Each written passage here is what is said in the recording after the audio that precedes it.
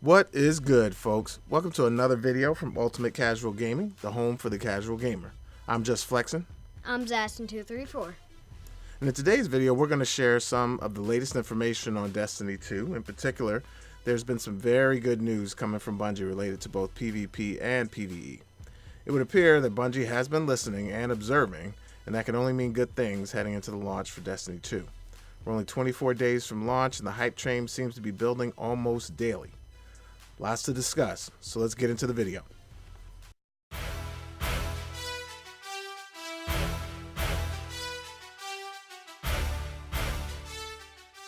Soon after Bungie released their exciting competitive multiplayer trailer, we got the This Week at Bungie, or weekly update for the old heads.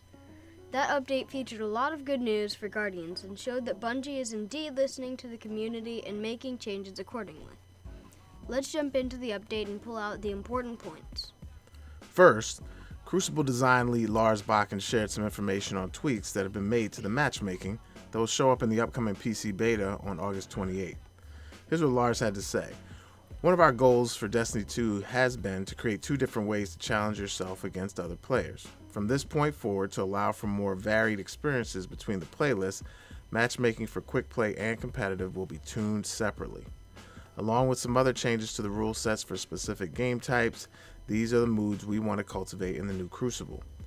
For quick play, that means matchmaking times will be shorter with less emphasis on skill, and this is the fastest route to a game, but you may face opponents outside of your comfort zone. That is just fine, Bungie. Seriously, it's okay to get a wide variety of skill levels into these matches. I'm okay with getting my butt kicked by better players sometimes, as I know it will help me get better as a player. More importantly though, as long as everyone isn't kicking my butt, the experience should be a lot more relaxed and hopefully fun. Yeah, Lars went on to say the winning score in Control has been extended from 75 to 100 to allow for more time to play and use your abilities. Because too many matches were shorter than they expected, some Guardians weren't even able to get their super. They've extended the trigger for the Mercy rule so it will come into play less often. This is fantastic news too, and it's something that we observed and pointed out in our impressions video on PvP in the beta. It's great to know that Bungie is listening to the community, observing, and making needed changes.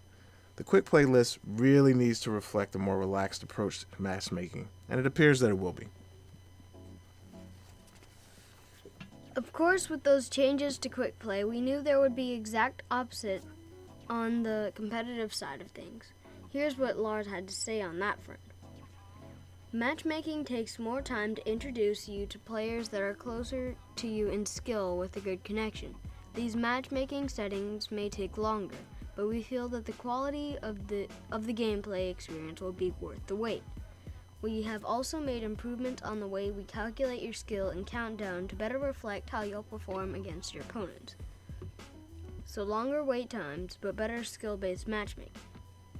Yeah, Lars also pointed out that they will be taking into account whether we are solo players or grouped up. They mentioned that they will use the average rating of the team to help make more balanced matches. Of course, they didn't say that they will also look to make sure that full teams of 4 are matched up with other full teams of 4, which is really the ideal scenario. Here's hoping that they make that change sometime in the near future.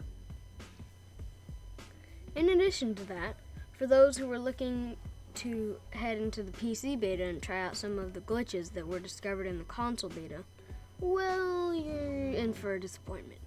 Bungie fixed all of the glitches that they were aware of and that appeared in the console beta. Here's the quick list.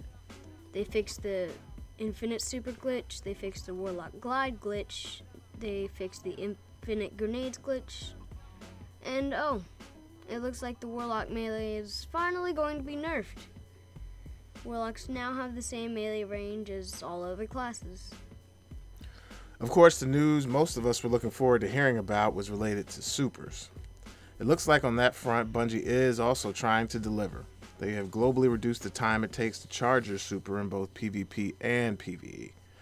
We'll have to wait and see what this looks like when we see some of the footage from the PC beta. Bungie also increased the grenade damage in PVE. Here's specifically what they said. Increased damage helps grenades feel as powerful as they should when facing hordes of alien combatants, and more specifically makes the longer cooldowns more palatable. We want abilities to be slightly more rare, but worth it. In the console beta, the worth it part wasn't quite there yet. Well, it looks like they'll stick to taking longer for grenades to charge, but there will be power in them when you do throw them. Again, we're going to have to wait and see how this feels. Finally, they tweaked the power ammo drops in PVE. This had been announced right after the console beta ended, so this one was expected. We'll see if this makes players feel better about the changes to the weapon slots. There have been lots of players complaining about having to use snipers, shotguns, and fusions as power weapons. The ammo simply wasn't plentiful in the console beta and left many folks feeling like their favorite guns were being wasted in the power weapon slot. Yeah, they also said that Guardians can now get guaranteed power emerald drops from yellow bar enemies. It's something that they had been, I guess, looking at internally and slowly tuning, right after the beta. The PC beta looks like it will reflect these new values and provide more power ammo drops in PvE. Power ammo will be able to be farmed, I guess, for those of us who like farming, so we can go out and get our power ammo that way. We know there's also been a lot of recent leaked information related to the exclusive Edge UK article. We're going to have to address that one in a separate video so we don't make this one too long. Lots of detail on that one. So that was all the good news over the past week. The news was all very positive for Destiny 2 fans and really shows Bungie's commitment to listening to their community. They were great about cultivating the community over the past 3 years with Destiny 1, and it's great to see it continuing with Destiny 2. Yeah, with that, we hope you liked the content of today's video and certainly appreciate you watching. If you did enjoy the content, a like is certainly appreciated and helps us out. Of course, if you want more content on Destiny 2 and other great games, remember to hit that subscribe button.